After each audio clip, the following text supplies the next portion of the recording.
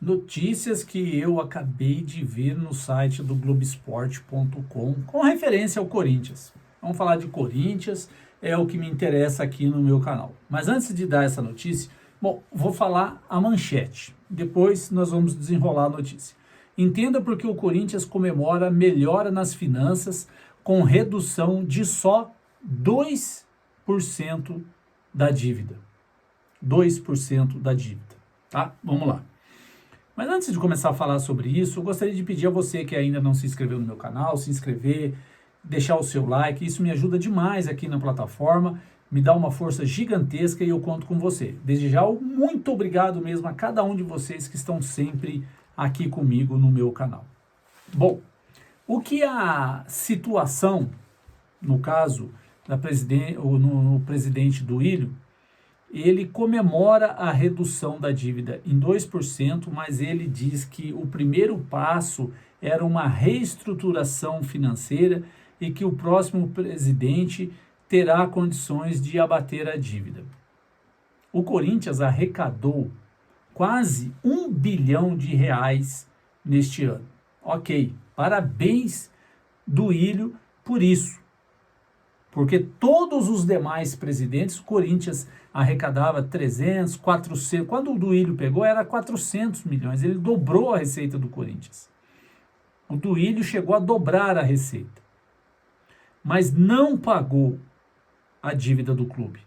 Ele diz que prefere ser lembrado como um presidente que não ganhou o título, mas que reduziu a dívida do clube. Em 2%, Duílio? 2% é muito pouco. Você poderia, sim, ter reduzido muito mais a dívida do clube. Se você tivesse um time competitivo no mercado. E o Corinthians não teve um time competitivo. No seu mandato, o Corinthians não teve um time competitivo. Se o Corinthians chegou o ano passado na final da Copa do Brasil, foi graças ao trabalho do Vitor Pereira no comando da equipe. Essa mesma equipe desse ano de 2023, que aos trancos e barrancos sobrevive no Campeonato Brasileiro. O Corinthians perdeu muito dinheiro o ano passado, quando perdeu para o Flamengo, porque não tinha time para combater de igual para igual com o Flamengo. Se o Corinthians tivesse investido, e olha, detalhe, o Corinthians tem a terceira ou a quarta maior folha salarial do Brasil. Com essa folha salarial, com os jogadores de níveis do Corinthians, o Corinthians ganhava a Copa do Brasil, ganhava a Sul-Americana no ano passado, ganhava esse ano. Porque quando você ganha uma competição, quando você tem um time ofensivo, um time forte, competitivo, que busca as primeiras posições dos campeonatos que disputam, a renda aumenta, o patrocínio aumenta, as receitas aumentam. Se o Corinthians arrecadou quase R$1 bilhão esse ano, era para ter arrecadado quase 1 bilhão e 100, quase 1 bilhão e 200 milhões. Com um time competitivo, com essa grana que é investida no futebol. Com jogadores fracos, jogadores que não têm a mínima condições de vestir a camisa do Corinthians. Não que eles no passado não tinham. Muitos deles são ídolos do Corinthians, mas que já venceram o seu prazo, o seu tempo no Corinthians. Por isso, não tem a mínima mais condições de vestir a camisa do Corinthians. A dívida do Corinthians, que era de 900 e lá vai burdoada, vai virar o ano devendo 892 milhões. É muita grana ainda. Era para diminuir ainda mais essa dívida. As torneiras do Corinthians são muito abertas. E desculpe falar para vocês, eu sou até um tanto quanto repetitivo no que se diz respeito a esses vídeos que venho fazendo ultimamente. Mas não tem como eu não repetir que essa chapa, Renovação e Transparência, foi a grande culpada das dívidas altíssimas do clube do Corinthians. É a chapa Renovação. A chapa, quando entrou no Corinthians, o Corinthians devia 100 milhões de reais. Hoje, bate quase 1 bilhão.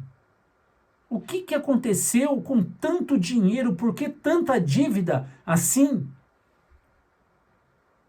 Alguma coisa, nós, torcedores leigos, que fazemos esses vídeos e colocamos no ar, nós sabemos. É contratação de jogador errado, é número excessivo de jogadores, é o não pagamento a jogadores e a clubes de futebol que depois recorrem, tanto jogadores como clubes recorrem e acabam vencendo e o clube tem que pagar juros em cima de juros. Um pouco da dívida nós sabemos que vem daí. E agora as demais dívidas com impostos, dívidas trabalhistas. É um mar de dívidas num clube como um Corinthians que não dá para entender. Aí vem o André Negão no debate e o Augusto Melo faz perguntas sobre como ele pretende sanear as dívidas do clube, como que o Corinthians deve tanto dinheiro assim, e ele não sabia responder. Ele fugia pelas tangentes e não respondia a pergunta. Não sabia responder as perguntas feitas pelo Augusto Melo. Como que o Corinthians apareceu com uma dívida hoje de 900, quase 1 bilhão de reais? O Corinthians é muito mal administrado. Um clube como o Corinthians, com toda a bagunça que existe, no Corinthians, o clube arrecada quase 1 bilhão de reais. Imaginem vocês, você que está me assistindo, que torce pelo Corinthians, que torce pelo bom futebol, pelo futebol brasileiro, imaginem vocês o Corinthians bem administrado, com um presidente honesto, como é o do Fortaleza, como é a administração do Atlético Paranaense, como hoje é a administração do Palmeiras, que também já está começando assim com a Leila Pereira a balançar no mercado. O do Flamengo eu nem digo, porque essa administração hoje do Flamengo é ridícula. As anteriores, ok, administravam muito bem o Flamengo. Agora essa atual, Landim e Marcos Braz, são ridículos. O Corinthians, muito bem administrado, com um presidente que senta naquela cadeira e faz uma administração digna de empresa, o Corinthians seria o clube mais rico do Brasil tranquilamente. Tranquilamente.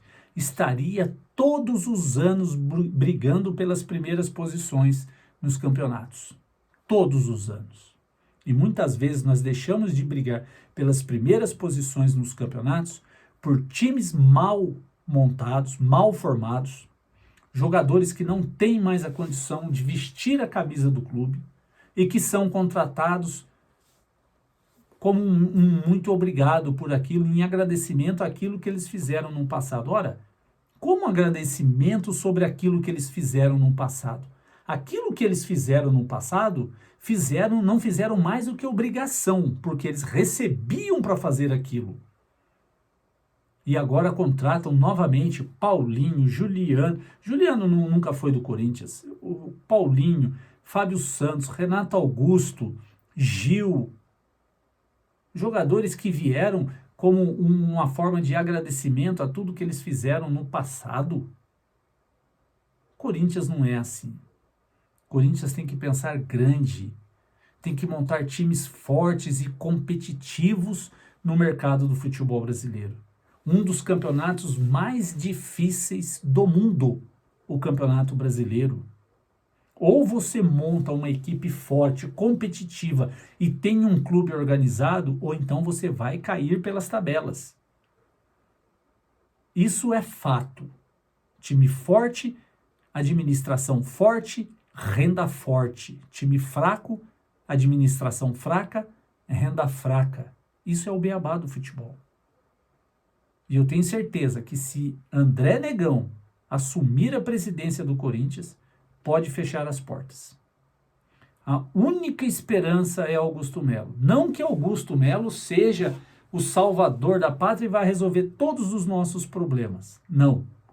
Mas pelo menos é uma luz no fim do túnel, né? Tamo junto, rapaziada. Vai, Corinthians!